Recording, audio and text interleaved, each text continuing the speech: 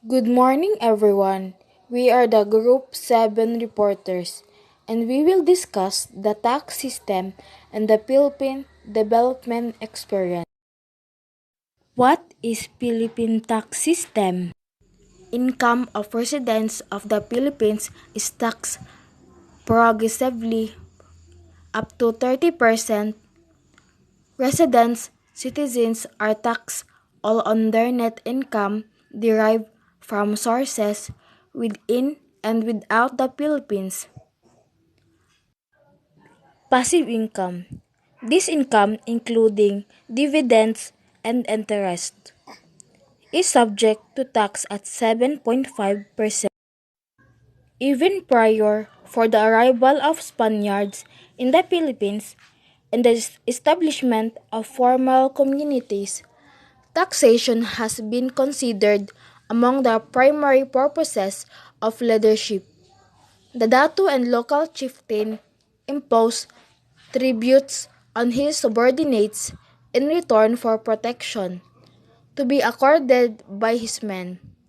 Aside of this, all harvests belong to the local leader on whom the decision lies as to how the harvest distributed in the people. During the Spaniards' colonial period, the system of collecting taxes became more institutionalized because the natives regarded as conquered people and were required to pay tributes in order to enrich the royal exchequer, and the officers accomplished the Taxation. Taxation is the process or means by which the sovereign, through its lawmaking body, raises income to defray the necessary expenses of the government.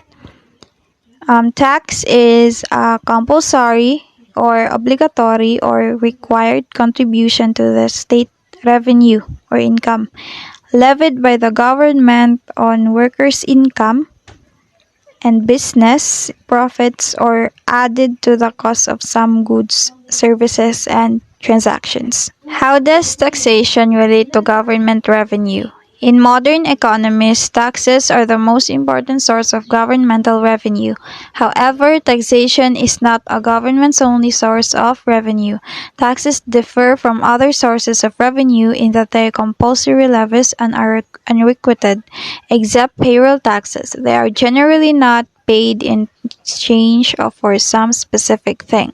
Generally, the most basic function of taxation is to fund government expenditures like funding social health care, medical research, social security, education, infrastructures, etc. What type of taxation is a direct tax? A direct tax is a type of taxation of an individual that is typically based on the individual's ability to pay as measured by income, consumption, and net wealth. Examples of direct taxes are income tax, real property tax, personal property tax, and taxes on assets, all of which are paid by an individual taxpayer directly to the government. What type of taxation is an indirect tax? An indirect tax is a type of taxation levied on the production or consumption of goods and services or on transactions. Examples of indirect tax are sales tax, value added tax, excise tax, and custom duties. What kind of taxation is VAT or value added tax? Value added tax is a type of indirect taxation levied by a government on the amount that a business adds to the price of a commodity during production and distribution of a good. VAT is collected through the credit method, which recognizes and adjusts for the taxes paid on previously purchased inputs. So, VAT tax belongs to an indirect tax. So, this is applicable on the consumption of goods and services. Next topic is purpose of taxation. Purpose of taxation has primary and secondary purpose. Primary purpose is to provide funds or property with which to promote the general welfare of its citizens and to enable it to finance its multifarious activities.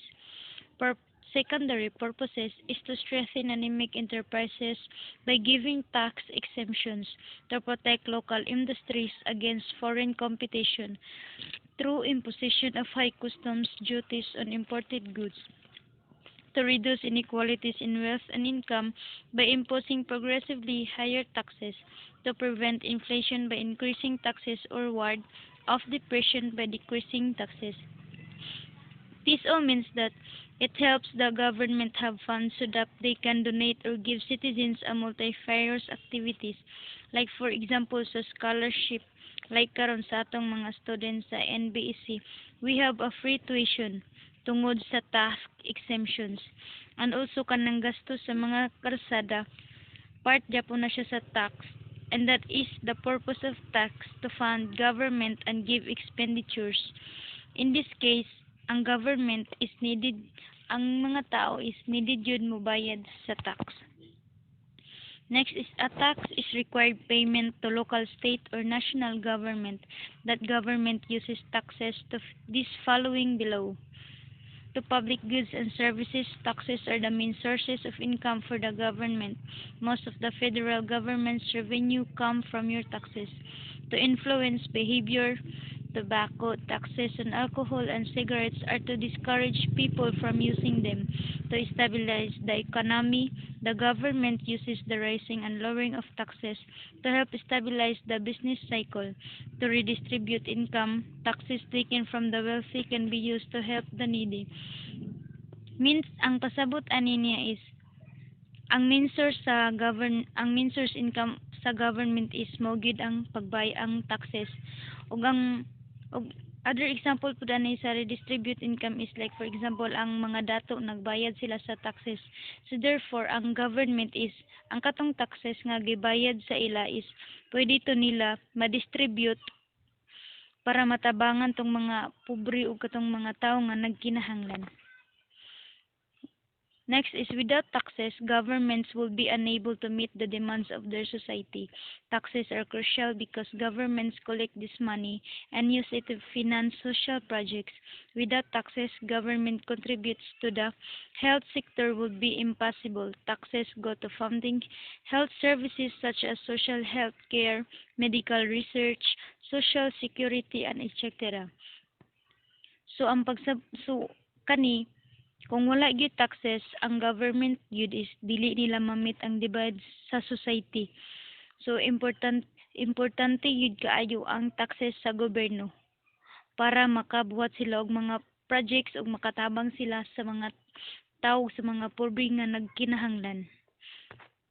Next is other purpose of taxation is to raise revenue, to equitably distribute the wealth of the nation, to pick new industry by providing tax exemption, new or pioneering industry, to protect local procedure by imposing higher custom on cheap imported goods.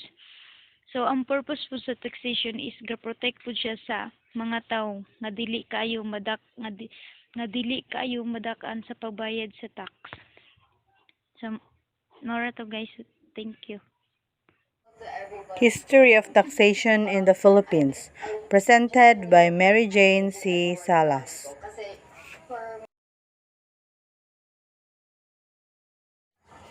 It's all started from the ancient Filipinos where they paid their taxes to their dato or the chief for the protection they gave to them. The tax was termed buwis. Everyone is required to pay their taxes except for the dato, the chieftain household. Punishment for not paying taxes was also implemented in the period. The arrival or invasion of the Spanish people from 1521 to 1898 gave the Filipinos modern concept of taxation, wherein 16 years old to 60 years old were forced to pay tributes or tributo to the King of Spain through the colonial government worth 8 reals or 1 peso per year. But there are also other forms of payment like gold, chickens, textile, rice, on forced labor, or puluway servisyo. In 1884, the tribute was abolished and was replaced by the cedula, a certificate identifying the taxpayer that needs to be carried all the time. If someone is not able to present their cedula to a guardia civil, they will be imprisoned for being indocumentado, which means that they lack valid document or legal personal identification necessary to prove their identity. It was followed by the year 1987 Philippine Constitution, stating that it sets limitation on the exercise of the power to tax. The rule of taxation shall be uniform and equitable. The Congress shall evolve a progressive system of taxation, wherein the Philippines cover both national and local. National taxes refer to national internal revenue taxes imposed and collected by the national government through the BIR or Bureau of Internal Revenue, while the local taxes is those imposed and collected by the local government.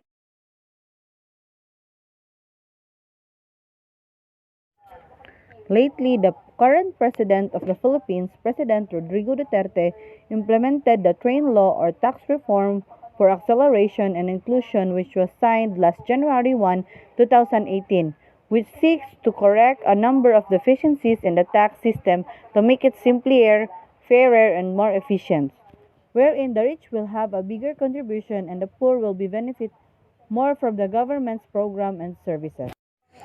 Train tax law aims to lower the personal income tax, simplifying the state and donors tax, expanding the value-added tax base, increasing the excise tax of petroleum products, increasing the excise tax of automobiles, and introducing the increased tax of sugar-sweetened beverage.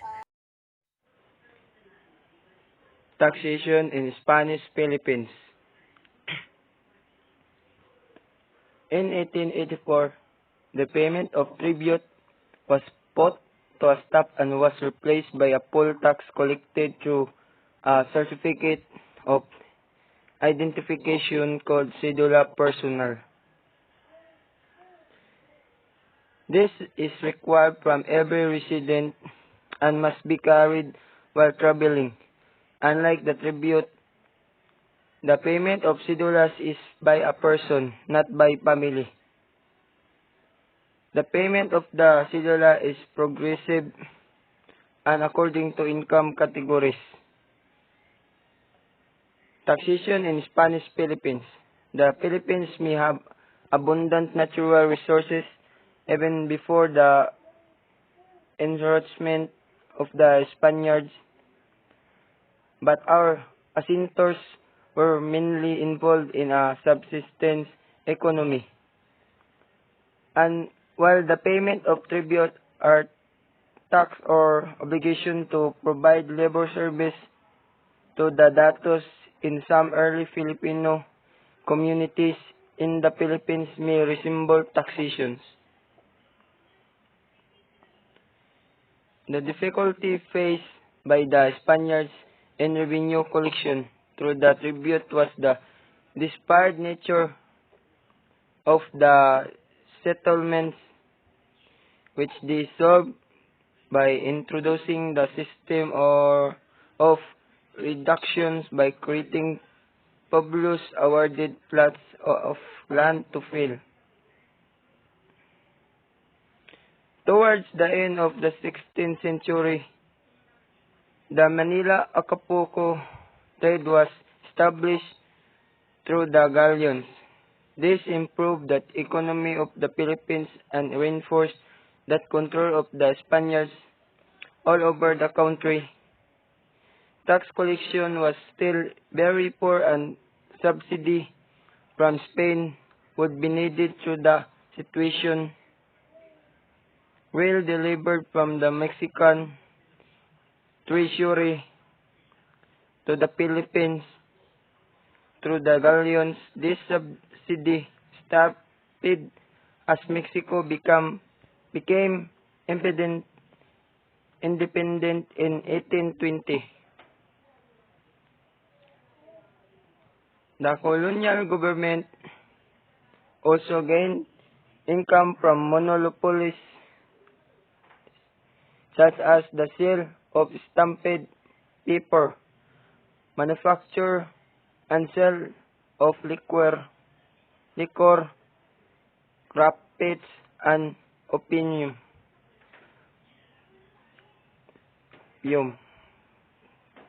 Forced labor was a character of Spanish colonial taxation in the Philippines and was required from the Filipinos. This charge later of the polos and servicios became lighter and was organized at the municipal level. Labor provided was used in public work such as building of roads and bridges. Mills were required to provide labor for 40 days a year. They may out by paying the falas of 3 pesos per annum, which was usually lost to corporation because it was collected at the municipal level and were known as kadas or droppings.